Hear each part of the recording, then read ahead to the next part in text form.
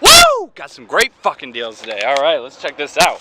This is all organic actually. I got 8 heads for $8. Red leaf lettuce, green leaf lettuce. Got a couple heads there. Some Swiss chard right there. I love Swiss chard. Got a case of nectarines. Got a case of peaches. Got a flat of tomatoes and a case of plums. Now, this stuff isn't cheap. Living on a like low-fat vegan or low-fat raw vegan lifestyle can be kind of expensive at times. Low-fat vegan is really fucking cheap though, like rice and potatoes and stuff like that. That's really cheap.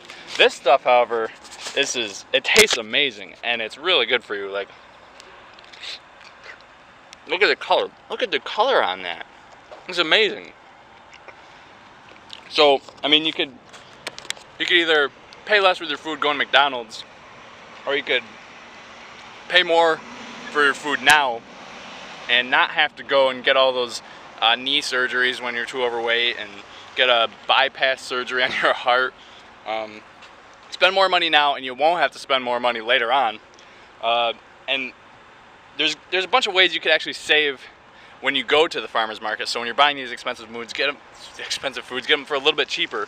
All you really have to do is just be consistent with going to the same stands over and over again. You go back and you build up a loyalty, and then you know you got an in when you say how much for a case of those apples, and they say for you this much. When someone starts a sentence with for you, that's when you know you're getting a good deal. I got paid $10 for this flat. I think it was like $25 for each of these, and then it was like $8 for 8 heads. So it's $1 a head for organic lettuce.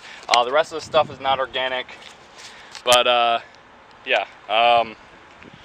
So the best way to save money is basically build up a loyalty, buy in bulk. Definitely buy in bulk.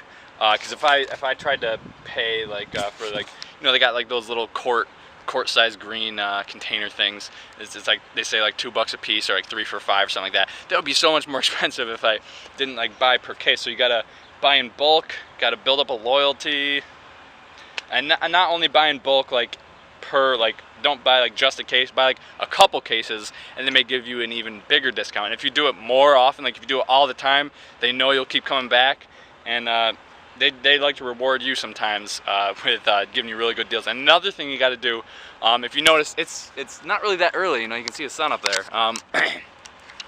The farmers market in Syracuse closes around 2 p.m.